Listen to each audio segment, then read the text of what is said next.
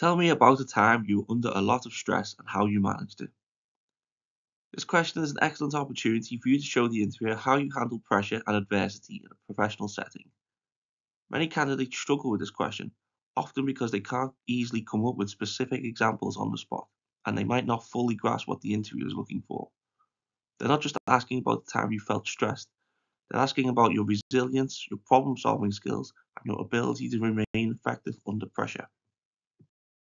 That's why today we're going to tackle this interview question head on, really get stuck into how to impress the interviewer with our knowledge, our skills, and our experience. In this video, I'm going to reveal to you the perfect way to structure your answer in just 5 easy, straightforward steps. I will also share with you the 7 most common mistakes candidates make so you can avoid them. Many people struggle choosing what to talk about when answering this question, so I'm going to give you 3 things to think about when picking a story from your experience. And then finally, we'll combine everything we've learned into one game-changing example answer. If you hate the sound of my voice, you should check out the show notes for a link to a text article on this topic. Other than that, let's begin. We are going to start off with answer structure and the 5 steps to take to construct the perfect response. These type of questions, often called competency-based questions, are all about sharing your experience with the interviewer. The interviewer wants to hear what you did, how you did it, and maybe most important of all, why you did it. In order to achieve this, your answer needs to be well structured. You need to ensure that you hit all the key points that you want the interviewer to hear in a logical order, while also avoiding the urge to ramble on. The best way to pull this off is by using the B-star method. Using this method, you will split your answer into 5 parts. The first is the B, which stands for belief. You want to begin your response by sharing your thoughts and feelings regarding the subject matter. This helps set the stage for your answer and demonstrate your personal connection to the topic. If this doesn't make much sense to you, don't worry, our example answer will be using this structure later in this video. Next up we have S for situation. Briefly describe the context or background of the scenario in which your actions took place. This provides the interviewer with an understanding of the circumstances surrounding your experience. Remember, it's essential to keep this part concise, as the primary focus should be on your actions and the results. Just give the interviewer the quick who, what, where, when, and why. Following the situation, we have T for task. Explain your specific role and responsibilities in the situation. Up next, we have the most important section, and that is A for action, or activity if you prefer. Describe the steps you took to achieve the desired outcome, and explain the rationale behind your actions. This part of your answer should be the most detailed, as it shows the interviewer just what you are capable of doing. And finally, we have R for the results. Conclude your response with the results of your actions, using figures or quantifiable outcomes wherever possible. This will demonstrate to the interviewer the impact of your efforts and your ability to deliver tangible results in your role. This is also where you could share any lessons you learned from the experience. Now you know the ideal structure to use when answering this question. Next up, you need to pick the best example from your experience to tell the interviewer. Later on, I will share 3 tips for picking the perfect example. But for now, let's look at some of the most common mistakes candidates make when addressing this question. Firstly, do not avoid the question. The interviewer has asked this question for a reason. Ensure your answer is relevant to what is actually being asked and not what you want to talk about. Do not downplay the situation. Don't undersell the importance of the task at hand and how important it was to your organization's goals. Do not overhype the situation. Pretty much the opposite of what we've just said. Be honest about the task without exaggerating. Do not give a one-sentence answer. Provide enough detail to demonstrate that you know what you are talking about. Do not overly describe the scenario and miss the action.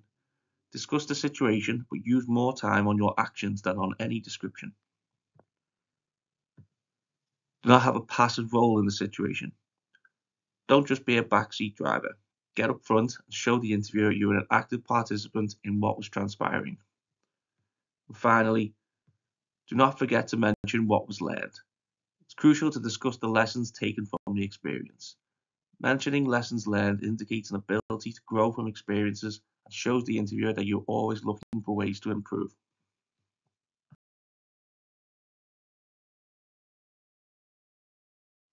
So, we've explored how to construct our response, and we've also looked at pitfalls to avoid when answering this question. Next, let's delve into selecting the most effective example to use in our answer. Think about the following points when you're coming up with stories from your experience to tell the interviewer. The first thing your answer should have is a positive outcome. Choose an example that can only be described as a success driven by you and one which you can use to showcase the benefits of your actions. This is not to say you can't have taken lessons away from the venture, and it is always good to talk about how you would improve upon your actions in the future, but the underlying situation should be resolved successfully when you are outlining your answer. The second thing your example should be is relevant to the job you are applying for. Choose an example that is closely related to the job you're applying for. An example that is from the same industry or sector would be the most preferable. A good trick here would be to learn what upcoming work your new team has in the pipeline and use examples from your past that are relevant to that work. And finally, your example should represent a challenge. Look for examples where you faced a significant challenge or problem and were able to resolve it effectively. Put simply, you are trying to impress the interviewer. Make sure your example isn't some run-of-the-mill situation that anybody could have fixed.